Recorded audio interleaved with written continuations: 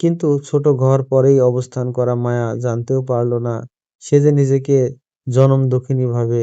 সে সেটা মোটেও নয়। মায়া চুপচাপ বসে আছে জানালার ধারে। মনটা তার ভীষণই খারাপ। এত শুভ একটা কাজ কি এমন হলো যে সবকিছু নতুন করে শুরু করতে হচ্ছে।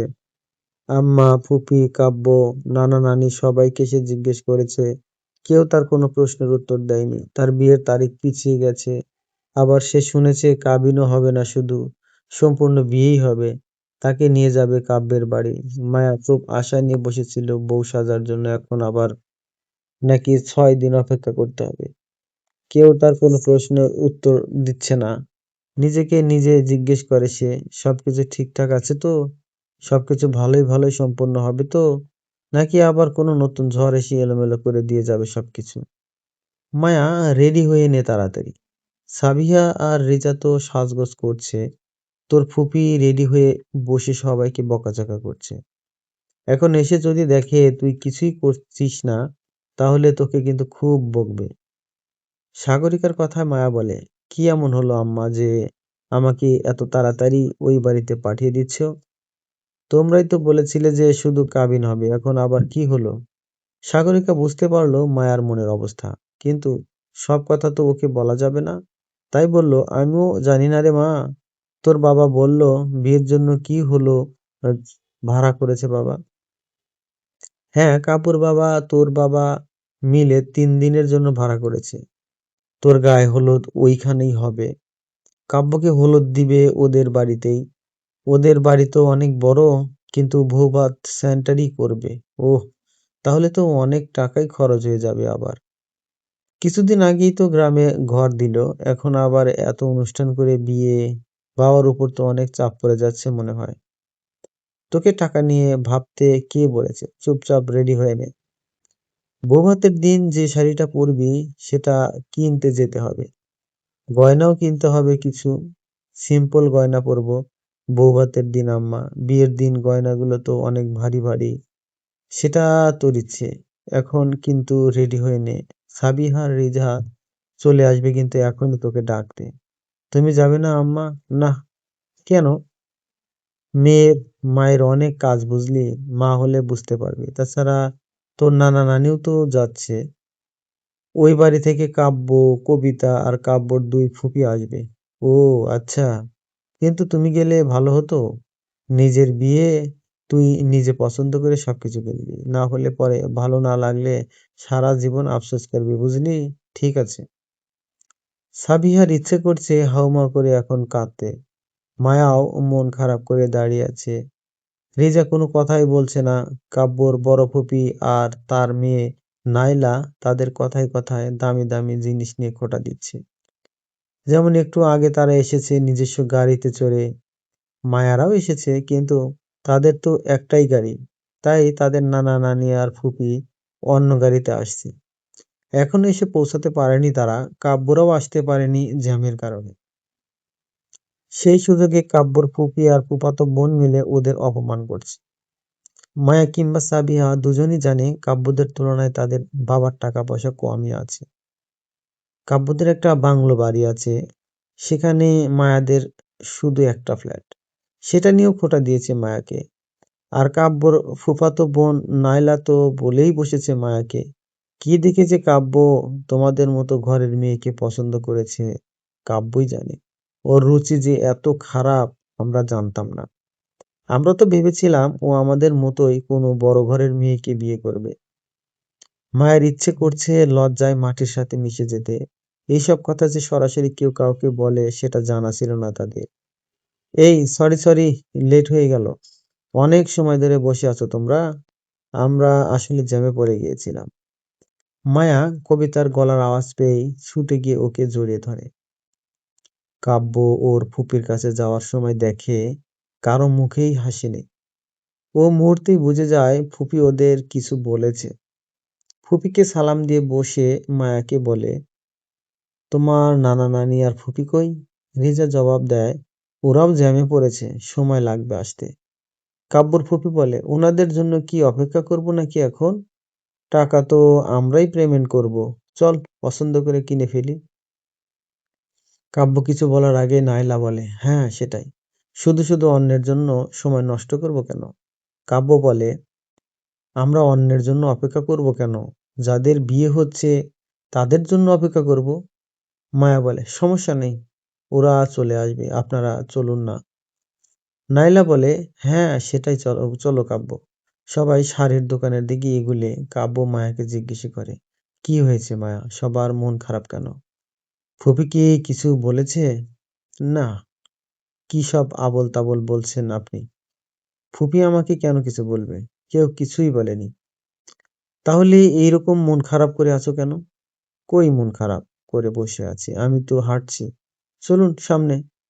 সবাই মায়ার জন্য শাড়ি পছন্দ করছে। নায়লা একটা কমলা রঙের শাড়ি এনে মায়ার গায়ে জড়িয়ে ধরে বলে, এইটা কেমন লাগবে?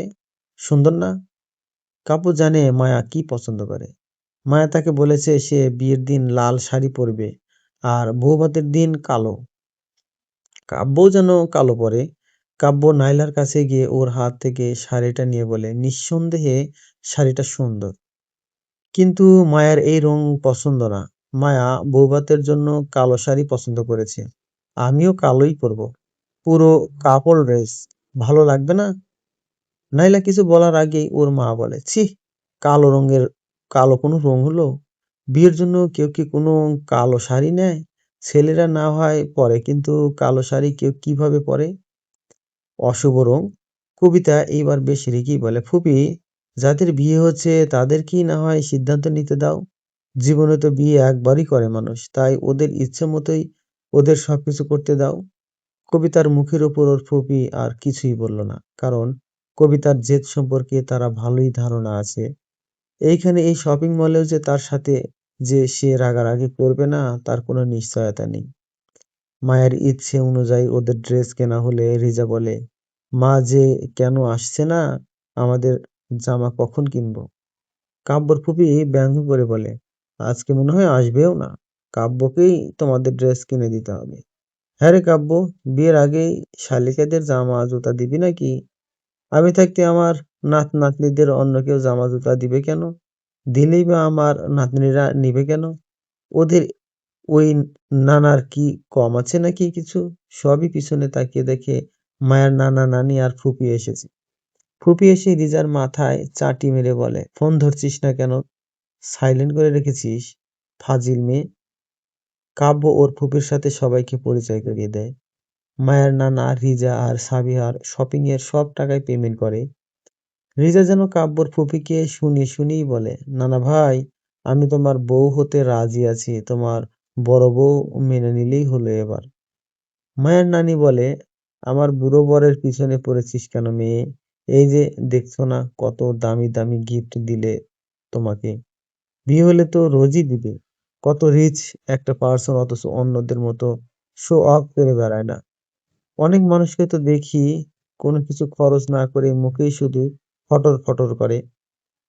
মায়ের নানা নানি আর ফুপি কিছু না বুঝলেও বাকিরা বুঝতে পারে কথার অর্থ।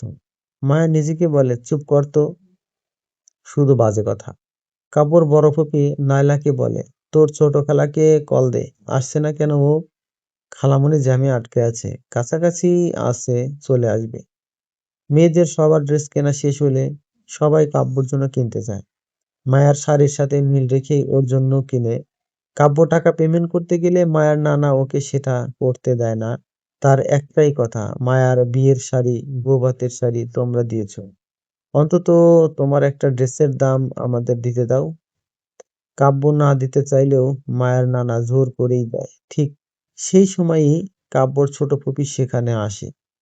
ওর বড় ফুপি বোনের কাছে গিয়ে কিছু বলার আগেই মায়ার নানাকে দেখে ওর ছোট ফুপি বলে, আসসালামু আলাইকুম স্যার, ভালো আছেন? মায়ের নানা সালামের জবাব নিয়ে বলে, ভালো আছি মা। তুমি মিলি না? খুবই ব্রাইট স্টুডেন্ট ছিলে তো তুমি, এখন কি করছো? আমিও শিক্ষক স্যার, তবে আপনার মতো ভালো শিক্ষক না অতটা। কেউ কি কারো মতো হয় মা? সবাই নিজেদের মতোই হয়। হ্যাঁ তা তো অবশ্যই। তুমি তাহলে কাব্যর ফুপি? জি স্যার। আপনি মায়ের নানা ভাই? হ্যাঁ। ভালোই তো হলো, আমরা আত্মীয় হয়ে গেলাম এখন থেকে। কাব্যর বড় ফুপি বোনকে আড়ালে নিয়ে গিয়ে বলে, লোকটার হাবভাব আমার মোটেও ভালো লাগে না। কেমন যেন। থামো তো তুমি বাপু।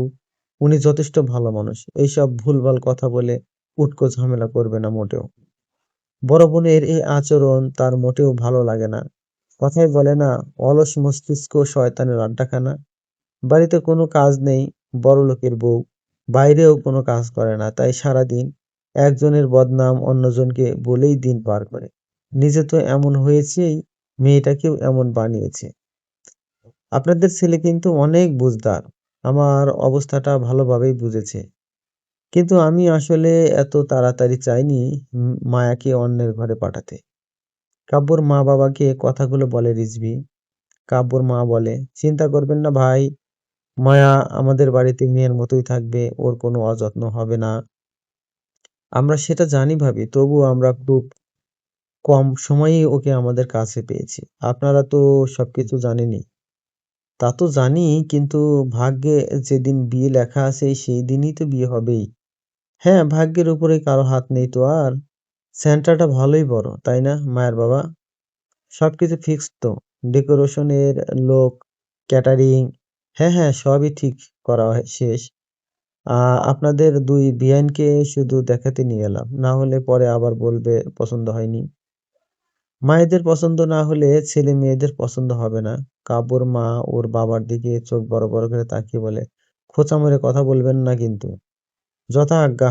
কাব্য মায়ের বাবাকে রিকোয়েস্ট করেছিল, যেহেতু এত টাকা খরচই হচ্ছে, তাহলে এখন সব আনুষ্ঠানিকতা শেষ করতে। শুধু শুধু সামনের বছর করে লাভ কি?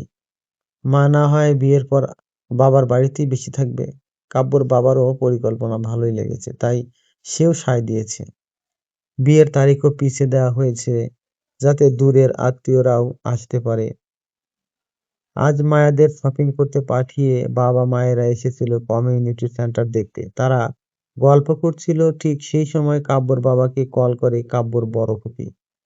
কাব্যর বাবা একটু দূরে গিয়ে বোনের কল ধরতেই ওপাশ থেকে রাগান্বিত স্বরে বলে, আমরা এতটাই পর হয়ে গেছি যে এইরকম একটা মায়ের মেয়েকে বিয়ে করাচ্ছিস ছেলেকে? মেয়েটা না হয় তোর ছেলের মাথা খেয়েছে। তোদের মাথাও কি চিবিয়ে খেয়েছে নাকি যে তোরাও ছেলেটার কথা মতো ওইরকম একটা মেয়েকে ছেলের বউ করছিস? আমাদের একবার জানালিও না?